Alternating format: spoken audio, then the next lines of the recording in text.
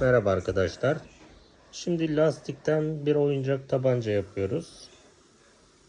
İhtiyacımız olan bir tane paket lastiği ve bir kapaklı tükenmez kalem. Önce lastiği kapağın içine koyuyoruz ve kalemimizi kapağa takıyoruz.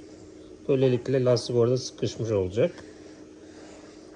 Evet, lastiğimizi koyduk kapağa. Şimdi kapağa kalemimizi taktık. Şimdi lastiği gerdirerek esnemesini sağlıyoruz ve bir fırlatma mekanizmasına dönüştürüyoruz.